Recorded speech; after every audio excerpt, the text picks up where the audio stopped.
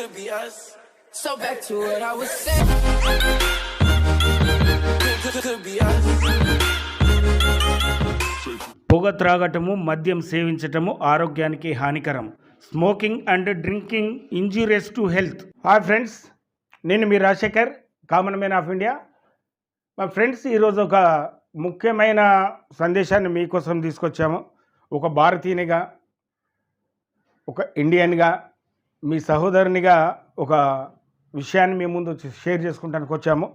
ఆజాద్ అమృత్ మహోత్సవ్ సందర్భంగా ఇంటింట గృహాలపై జెండా పండుగ సందర్భంగా జెండా వందనాలు చేయాలని, జెండాలు ఎగురవేయాలని కేంద్ర ప్రభుత్వం నిర్దేశించింది.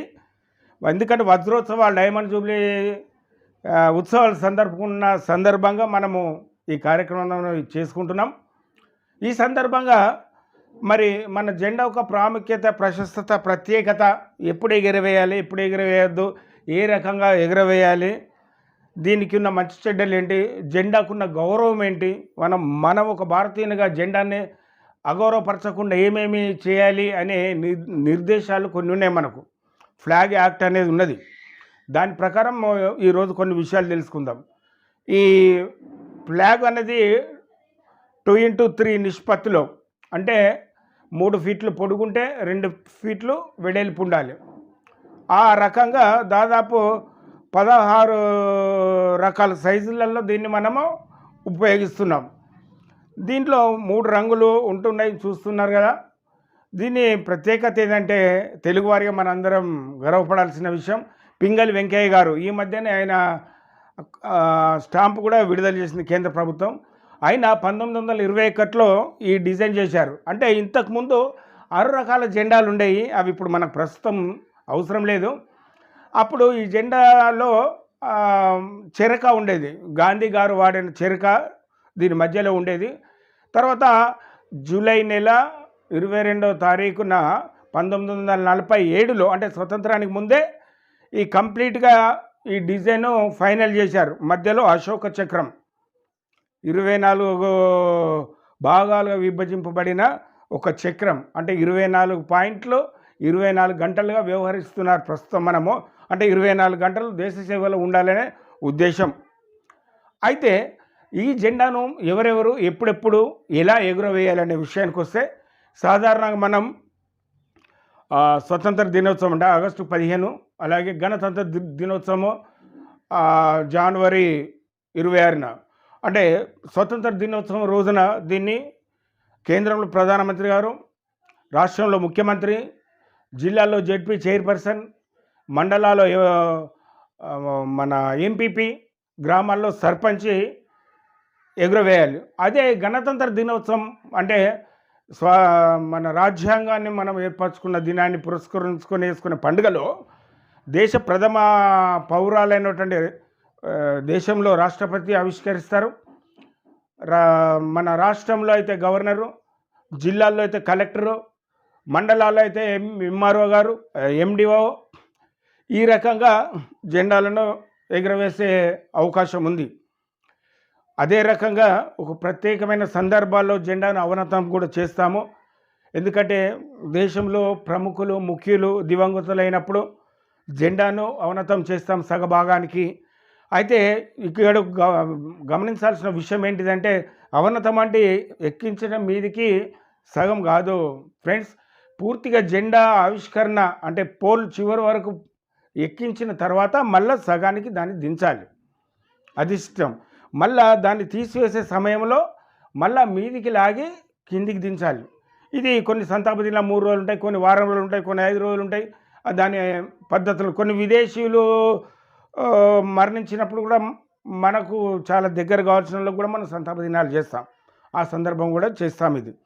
అయితే జెండా పండుగ దినంలో వేరే జెండాలు ఏది కూడా మన జాతీయ జెండాను మించి ఎత్తున ఉండకూడదు. ఒకటి, తప్పకుండా వేరే జెండాలు ఎగరవేయాల్సి వస్తే మన జెండాకు కింది బాగాన అంటే తక్కువ ఎత్తులో ఉండాలి. ఒకే పోల్కి ఎగరవేయాల్సి వస్తే మన జాతీయ జెండా మీద ఉండాలి, వేరే జెండా కింది భాగంలో ఉండాలి. దీన్ని ఏ రకంగా మనము గౌరవించుకోవాలి అంటే 1971 కోడ్ ప్రకారము ఓన్లీ ఖాదీ వస్త్రాలు కాటన్ వస్త్రాలు నూలుతో నేసినవి మాత్రమే జాతీయ జెండాగా ఉండేది. అయితే 2002లో కొన్ని మార్పులు చేశారు. ఏంటి అంటే జాతీయ జెండాను కాటను అలాగే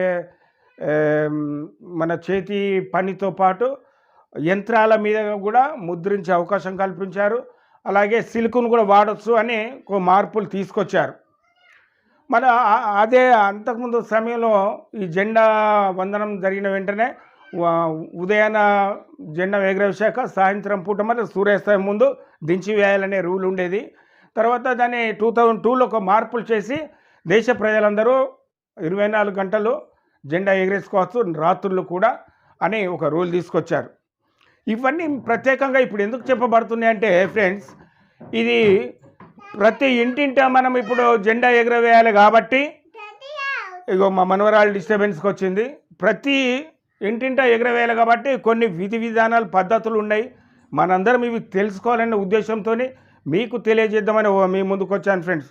అదే రకంగా ఈ జెండాను ఎంత పవిత్రంగా ఉంచుకోవాలి అంటే, మనం ఎప్పుడు దీని నేల మీద ఎట్టి పరిస్థితుల్లో పడవేయకూడదు, అలాగే నీళ్ళల్లో పడవేయకూడదు, అలాగే మైకిల పట్టనీయొద్దు, అంటే మసి లాంటిది అంటనీయకూడదు.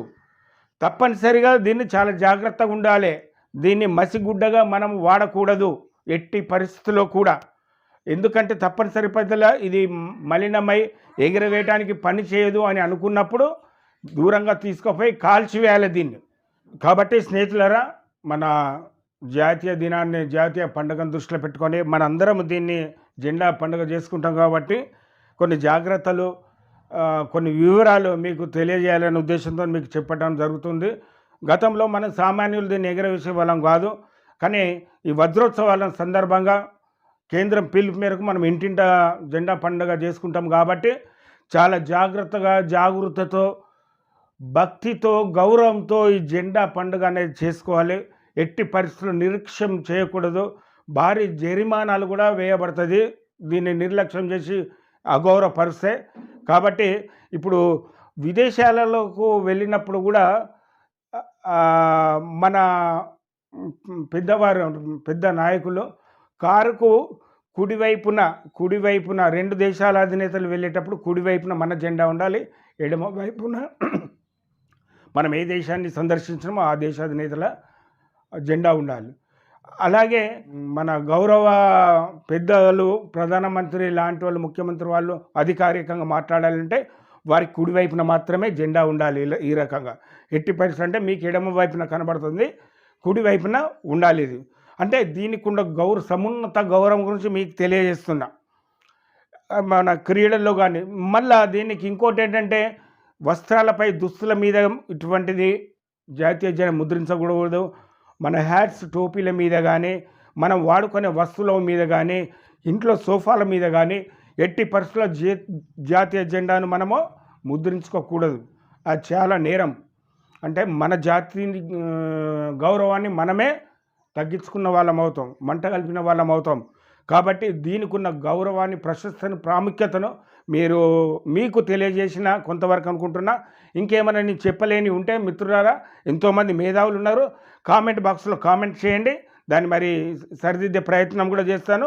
అదే రకంగా మరి ఇంకొక వీడియోలో మరి అందరం జెండా ఎగరేస్తుంటాం, ఎగరేసే పద్ధతి కూడా చాలామందికి తెలియదు ఫ్రెండ్స్. ఇంకొక వీడియోలో జెండా ఏ రకంగా మడవాలి, ఏ రకంగా ఫోల్డ్ చేయాలి, దాంట్లో ఏమేమి ఉంచాలి, తాడు ఎలా కట్టాలి, ఎలాగ జెండా వందనం చేయాలనే విషయము ఇంకో వీడియోలో తెలియజేస్తాను.